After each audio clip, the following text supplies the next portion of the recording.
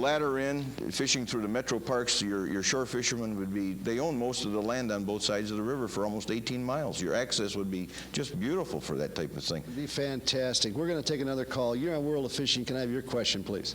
Yeah, this is Ron from Taylor.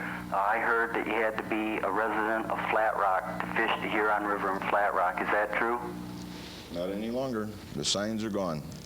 Thank you very much. The signs are gone, and the mayor, and I'll tell you what, again, I'm going to publicly thank him because of all of our audience out there that wants to fish the Flat Rock area. Mayor Jones has taken down the signs and has opened up the park and the fishing to all the folks downriver and all the folks throughout Michigan. And I think the only thing that he asks is that each individual that uses the park uses it and takes care of it like it was their own, right? Right. Okay, we're going to take another call. You're on World of Fishing. Can I have your question, please? Hi, my name is Howard from River Rouge. I notice when I do a lot of fishing, fish have several times of feeding. They feed in the morning, very good. Little slow in the afternoon, depending on the fish, and catfish really good at night. And I was wondering if steelhead had the same effect. What about it? Any Solinar tables for steelhead, guys? They more or less follow the same patterns. Normally early morning, midday, late evening. Seems to be about the best times for them. Well, which time would you consider the best? Early morning or in the late evening? It seems early morning around the state seems to be most productive. They slow down a little bit in the afternoon? They usually do, but it's like it picks up. It kind of drops off between early morning to noon. Around 1 o'clock, midday, it seems to, they go back on a feed again. And then again in the evening, sometimes in certain areas you'll be able to take them again in the evening. You know, I found with steelhead, they're not like, let's say a bass or, a white bass or silver bass or a walleye where they forage for fish. They more or less sit around and wait for something to float by, don't they? Yes, they surely do. We found it on the Huron River there. They'll lay in one place, and if you keep presenting it to them, eventually, if it's be it a night crawler on a bobber or a spawn, or it'll take a while, and you'll know they're there. You might bump them occasionally, and if you keep at it, eventually they're going to get angered or something, and you'll have your hands full then. Yeah, they kind of feed differently. They don't really have a normal time. It never seemed to me like they had a normal time because they always waited for the food to come to them rather than for them to go to the food. So consequently, when you made your cast up to the head of the hole or the tail of head of the hole and fished it down to the tail of the hole, you were always in front of that fish, and sooner or later it was going to take the bait. I always felt that. We're going to take another call. You're on World of Fishing. Can I have your question, please? Yeah, my name is Rick, and I'm from Flat Rock. Rick, can you turn your TV down, please? Yeah, folks, you got to turn your TV down. Otherwise, we get all this crazy whistling in here, and we can't hear the question. Go ahead, Rick. Is that better? Yeah, that's great. Go ahead. And I'm friends of both Joel and Bill, and I heard the caller call and ask about the Oscoda area and steelhead fishing, and neither one of them mentioned the Footside Dam. You guys got it right from your own buddy there. How come you didn't? How come you didn't mention? He said Oscoda, though. He didn't. Yeah. That's upriver a poke. It's upriver a poke. Well, that's an excellent 4 or 5 miles, right, Bill? Yeah. At least. Well, what do you think? Now that we've got you on the phone, I'll ask you a question, Rick. What about, what do you think of the fishing out of Huron River? Well, I guess I'm not really a good one to be asking right now because I've been so busy and I haven't been up there too much. But in my past few years, I think the fishing has been great. And I think both of the guys that are sitting on your TV screen right now have done a tremendous job with the fishing downriver. Well, thank you for calling World of Fishing. I do appreciate it. And I'm sure that both Bill and Joel have noted your comment. I just want to let all the folks know that the planting record for 1986 in the Huron River, Coho, the DNR has planted 189,000 of them in 1986, and they planted another 20,000 steelhead in 1986. And the estimated plant for 1987 is another 190,000 coho and another 20,000 steelhead. One other thing that you might want to know, since we live so close to the Detroit River, is that they planted 208,000 coho in the Detroit River. They planted also rainbow trout, 43,000, brown trout, 35,000.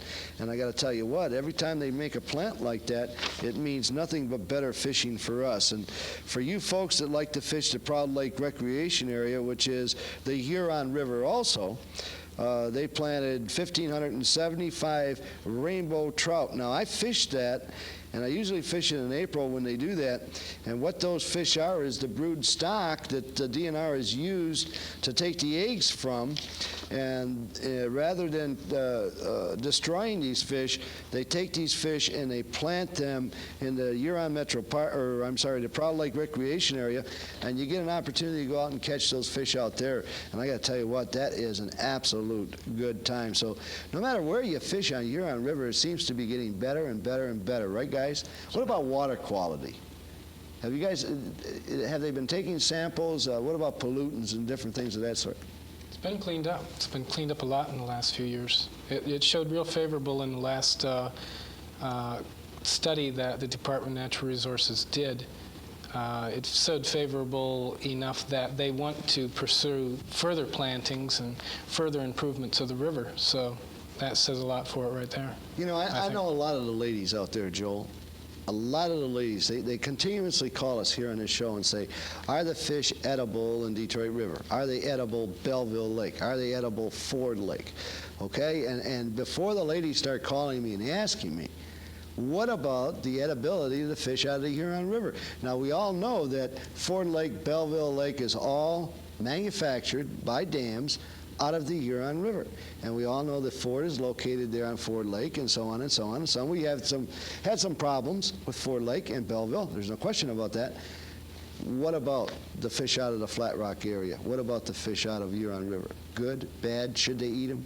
I think no matter where you go in the state, Tony, you're going to find pollutants in the water. That's something that we have to deal with in society that we live in. To what degree they're there, only the state can advise that, and you find that in the back of your fisheries manual. I think the key to it is learning proper ways of preparing the food and of cleaning the fish to take out any pollutants that might be in the extra fatty area or the skin area. I think that would be the key. What you're talking about is skinning them and also removing all the excess fat. And I can say without any question whatsoever, the DNR reports that you have no problem whatsoever eating the steelhead and the salmon and also the crappie or whatever else you catch around Flat Rock. You got no problem whatsoever. It's always good advice, and we keep saying that and trying to drive that home on this show. Always check your advisory that you receive with your license. Within that advisory, the DNR will let you know right off the bat where you should and where you shouldn't be eating those fish. Huron River, no problem. Detroit River, no problem. Lake St. Clair, no problem. I've been eating them for all these years and never had a problem. We're going to take another call. You're on World of Fishing. Your question, please. Hi, Tony. This is Jeff from Taylor. I'm a longtime fan of the show. I got a question for your guys over there. I just recently did a float trip down the Manistee with a friend of mine, and it was phenomenal. Fun, wasn't it? Oh. Wasn't that great? It was unbelievable. Have you tried it on the Huron River? Not yet. That's what I'm calling to ask. Where can I put a boat in? Oh, hey, where can he put a boat in? Right at the bait shop just above Telegraph Road there. Steve Baylog owns that, and he will gladly let you in there. And if you were to float the entire river, if you were in a canoe, for instance, in the summer, it takes about 4.5 hours to get all the way down to Jefferson near the mouth. If you don't want that long of a trip or you have to stop occasionally, you can take out in Rockwood. There are a couple of places. If you want even a shorter one, there's Westburn Golf Club, and it's actually Monroe County, but that would take you, what, about 3-4 miles? Yeah. From the bait shop down, and you could leisurely hit the holes down, and there's access to get out there with any type of boat, be it a canoe or whatever you want to take, even a 12-footer. Well, I'll tell you what I've done. I've used a rubber raft with an electric trolling motor, and I've put on it to Huron Metro Park.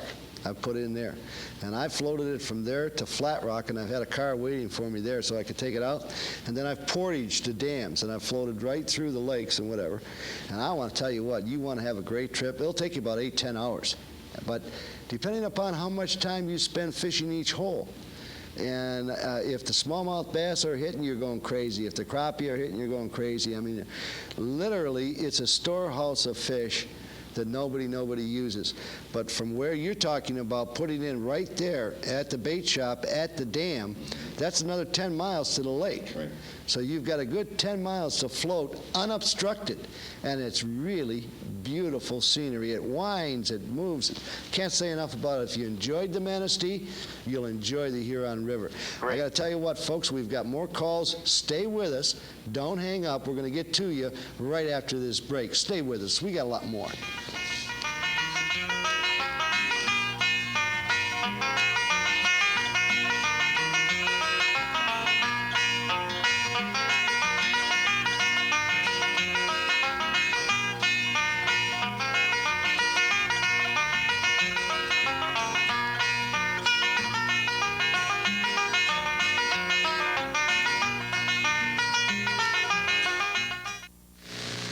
When I'm out here on the lake, all the sun that I can take, and the warm wind blowing by me, think I'll stay.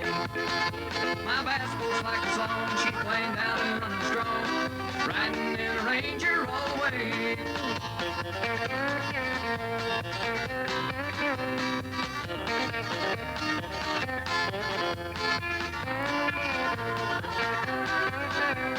Riding in a Ranger all the way.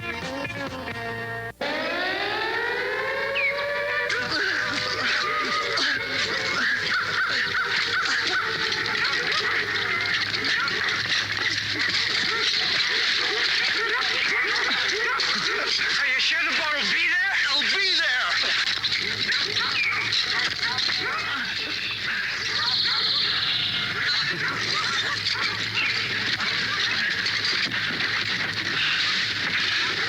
Let's go. They're getting closer.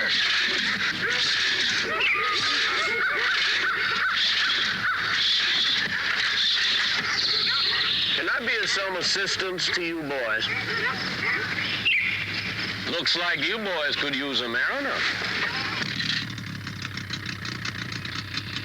When you have to depend on an outboard, get a mariner. They're better in the long run.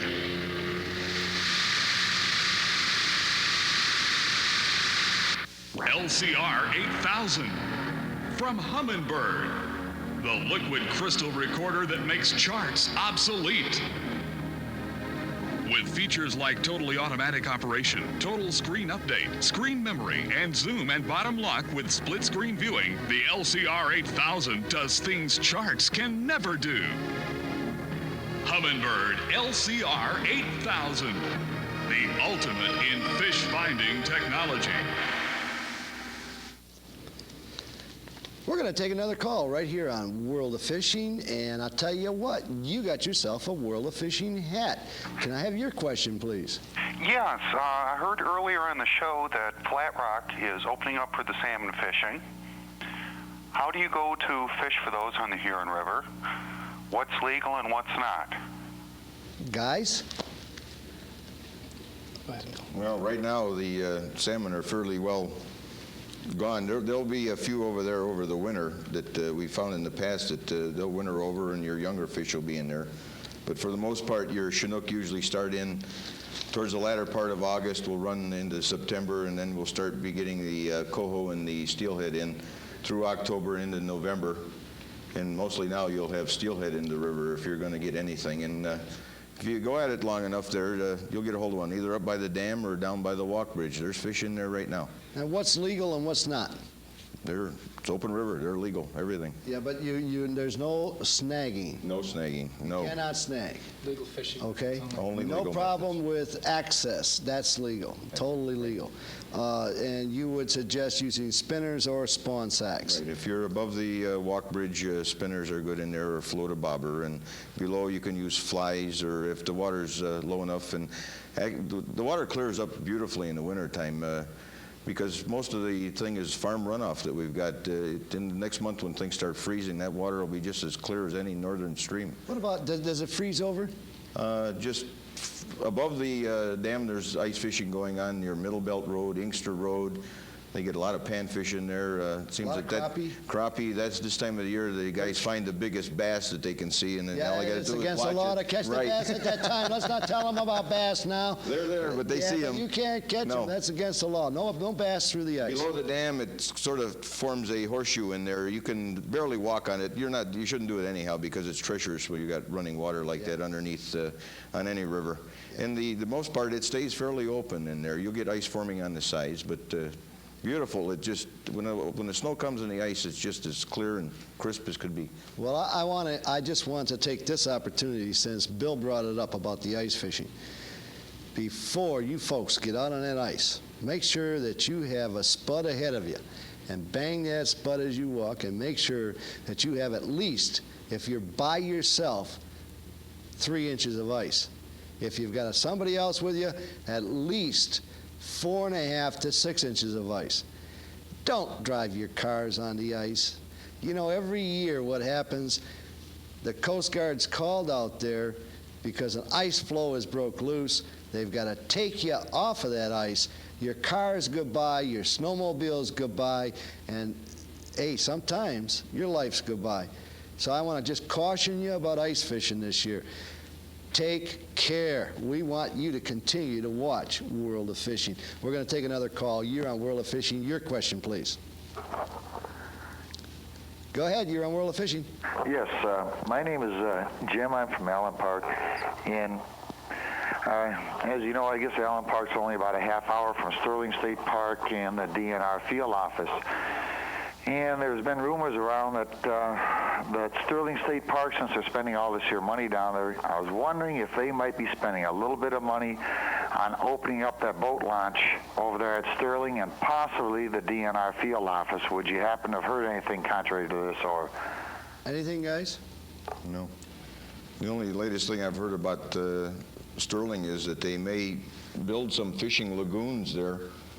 They want to put a porous dike up that the water can flow through, kill off any of the rough fish, carp and so forth that are in there, and plant that with panfish, which would be ideal for your weekend, and children especially would really enjoy that. As far as the things that he's mentioning, the only recent thing with any DNR is the Point Moulet shooting range, I understand, is going to be leveled, and it will no longer be functioning. That's the only thing I've heard. Nothing anymore about Sterling. What do you mean it's going to be leveled?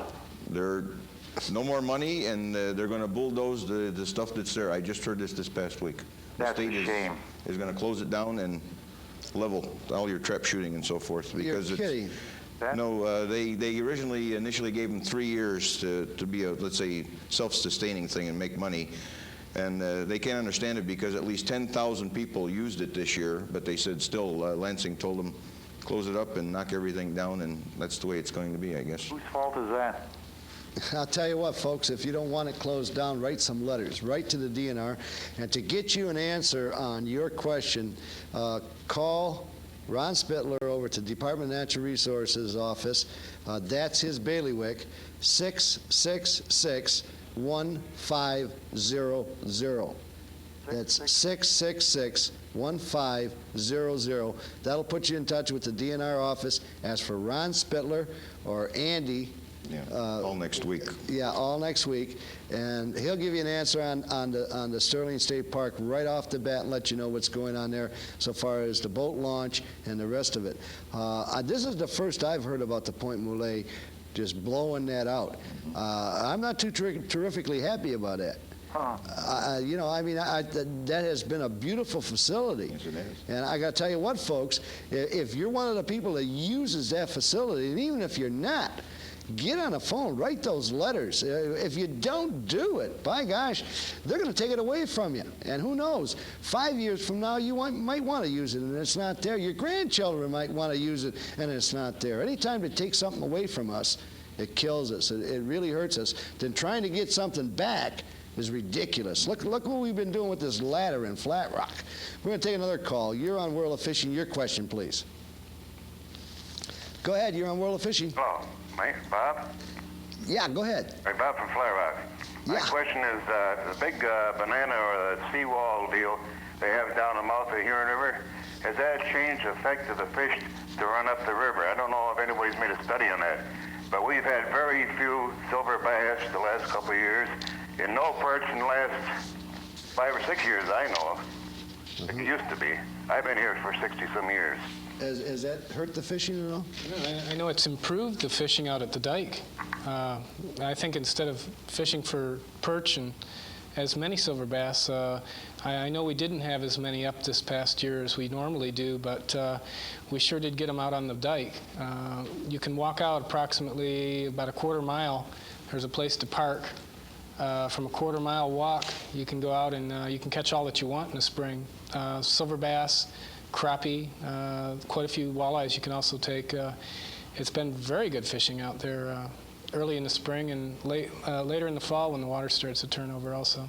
That is the south end of that dike, and that's about, 3 miles south of the mouth of the Huron River? No, you can fish at the north end of the dike, right at the mouth of the Huron River. You park at the gates and walk out. There's 2 flood control valves that they have out there before you get to the main part of the dike. That's the areas that you want to fish. And then at the south end of the dike, down at the end of LeBeau Road, I believe it is, there's a little party store. You can park at the end of those gates there and walk out. You don't have to walk out as far. It's probably only about a few blocks of a walk, but there's quite a few tubes running through that area, and they do very well out there with the perch. Don't you think, though, Joel, that possibly since that was constructed and everything, that the fish have changed their location rather than moved out? I'm They've sure it simply makes some just difference. changed their location, and a lot of the fishermen have not relocated these fish? Yes. You think that's the situation? A lot of times that happens, especially in Point Moulet, when they put up that whole facility out there. The fish there really changed their locations, and it took some of the fishermen a while before they really located the fish again. Now the fishing is absolutely going crazy. The walleye are in there, the smallmouth bass are in there, the white bass are in there. It's just everything is just ganging up around there, and now that the fishermen are used to, in a sense, getting out there and fishing those areas, bang, they're really getting a whole lot of fish. I got to tell you what, I'm very encouraged about some of the things that the DNR has done, and I'm very discouraged about some of the things. One of the things that I'm encouraged about is that they have banded dip netting on the Huron River. And we've had an awful lot of poaching when dip netting was legal. Instead of dip netting for suckers and for rough fish, they were taking walleye, and a bunch of them too, right? Walleye and steelhead in the spring when it opens up at the 1st of April, yes. I think we mentioned it the last time we were on our show that we've got an excellent conservation department, especially the ones that we have in our local area, and I think Jeff made 82 or 80 some arrests of illegal dip netters, and he estimated 1,500 to 1,800 fish a day were being taken out of the Huron that way, off the bridges. And you could see the difference this year. And that costs us, the sportsmen. Right. It costs us money when these folks go ahead and do that. And a lot of these commercial, in other words, these guys are catching these fish to sell. Right. 946-5100, that's the number to call. We're going to take more of your calls right here, December the 8th, World of Fishing, when we come back.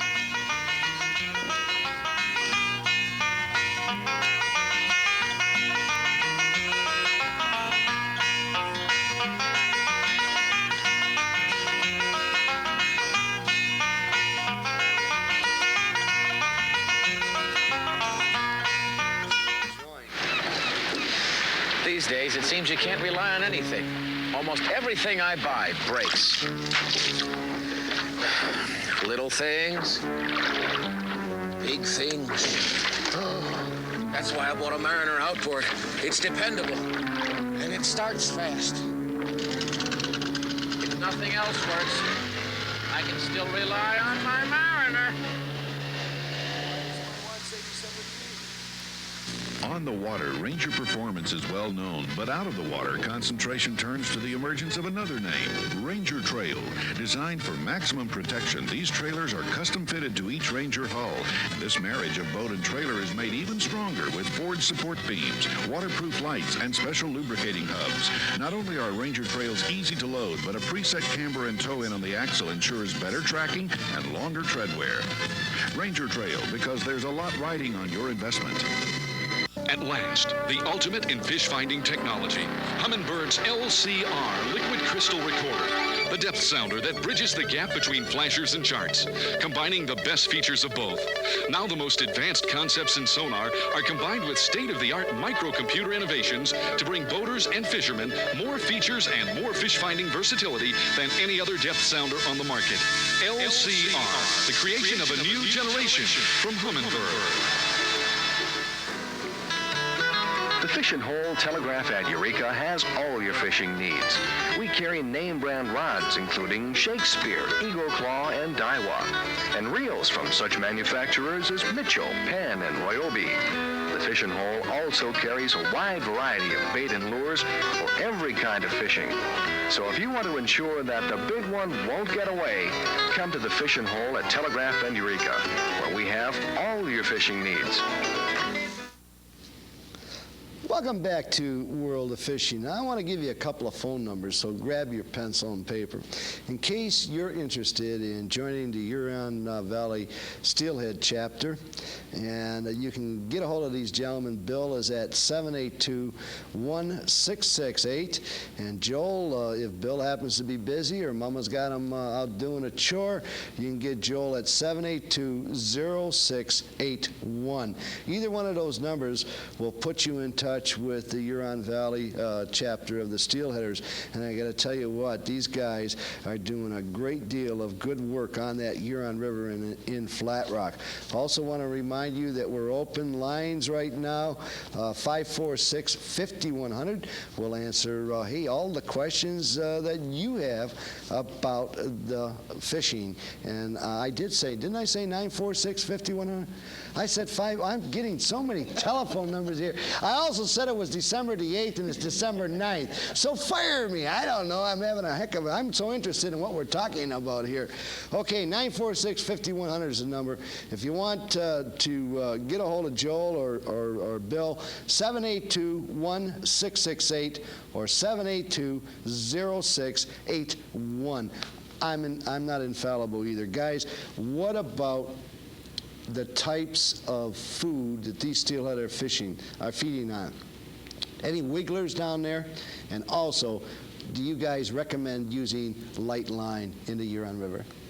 Well, as far as wigglers go, Tony, we have very small nymphs in the river, which we can't really say they're wigglers like we would get the larger nymphs up north to use, which is probably what you would be referring to. Basically, any wigglers that would be used would be flies, imitations, and no live ones are used. Other than that, spawn bags, flies, spinners, spoons, and a variety of lines. People take a fish anywhere from 20-pound test all the way down to 4-pound test. So they all seem to work relatively as well. Normally, if you use live bait such as worms, night crawlers, or you use spawn bags, you go with lighter line. You use heavier lures, you use heavier line. Would you get more strikes on the light line, do you think? Yes, considerable. Bill, do you personally use the 12-foot rod and the 2-pound test? I use a 10.5 foot, and I use sometimes 4, 6, maybe up to 8 at the most on there. And it works quite well. We had an old timer that recently passed away last year that used 17-pound test all the time, and he passed away on his 70th birthday, and he had 70 fish for the season, salmon or steelhead that he had caught. Is that right? And we miss him down there. He was a character. He was one of the river rats and fished the river for 40-some years. Yeah. We got another call. You're on World of Fishing. Your question, please. Yes, Tony? Yeah. This is Jerry from Taylor. Okay. Now, like you're always talking about on a smallmouth bass out in Lake Erie. Uh-huh. And always catching walleye and that. Where are they catching the smallmouth bass out in Lake Erie? Ooh, you're talking about one of my favorite fish. Lake Erie smallmouth bass, Peely Island, and right around Peely Island is just absolutely fantastic fishing there. You can take smallmouth bass, Point Moulet. which is part of that area in through there. Lake Erie has really 2 fisheries, if you don't count the panfish, which is crappie, perch, and so on. They don't have any muskie, they don't have any pike. What they've got is walleye and smallmouth bass. The Bass Islands are fantastic. Sister Islands, you'll catch smallmouth. But most folks are not fishing smallmouth bass there. They are fishing walleye. So really, in that sense of the word, the smallmouth bass fishing out of Lake Erie is practically untouched, unless you're going out with a charter boat captain that'll introduce you to it. But you get some great fishing in there. You can take the ferry across to Pelee Island and put your boat in over there, and I'll tell you what, you'll catch some great fish. We've done some segments on it. We've done them right here on World of Fishing. And I got to tell you what, if you got that opportunity to get out there and do it, do it. You'll have a lot of fun. I want to give out these phone numbers again because it seems like I give out so many phone numbers, I keep making mistakes all the time. If you want to become a part of the Huron Valley chapter of the Steelheaders, you can call one of these 2 numbers, 782-1668 or 782-0681. And our phone number here at the station, 946-5100. We don't have a whole lot of time. How much time we got, guys? A minute? 2 minutes? About a minute and a half. So we might just have time for one short call. What I wanted to ask, one last question that I wanted to ask you guys is, you had a kids' day last year where you took a bunch of kids out, and they had a tremendous time with the Huron Valley Steelheaders. You're planning on doing that again this year? Yeah, we're making these annual events. This past year, we've taken out a group of vision-impaired children from a car school in Lincoln Park. That was an experience and a half, and everybody got done with it and says, when are we going to do it again? Excellent instructor by the name of Ted Lennox. It was just a complete card. It was also completely blind, but a nicer guy you'll never want to meet. We took out Special Olympians. So we take them out of Monroe in boats. We put on a fishing contest for children this summer in Flat Rock along the river there for during Flat Rock's anniversary days, and went quite very quickly, Bill. The folks out there that have children that possibly, they don't fish, but the kids would like to. How can they get involved in these different events that you put on? Because we don't have a lot of time. What do we got? About a minute left, guys? Well, in June, the one that's open to all children would be probably in June when Flat Rock's festivities are going on for their anniversary thing. There'll be a fishing contest from up to 12 years old, from whatever size they can hold on to a rod.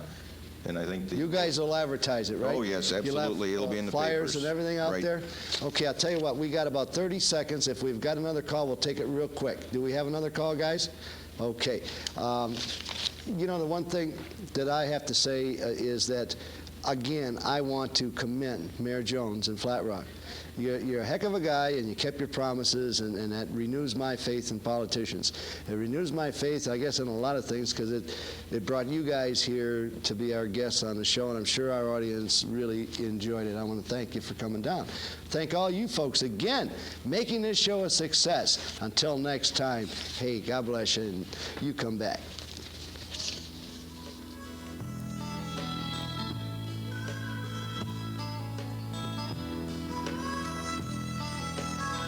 Sometimes when I take a little break,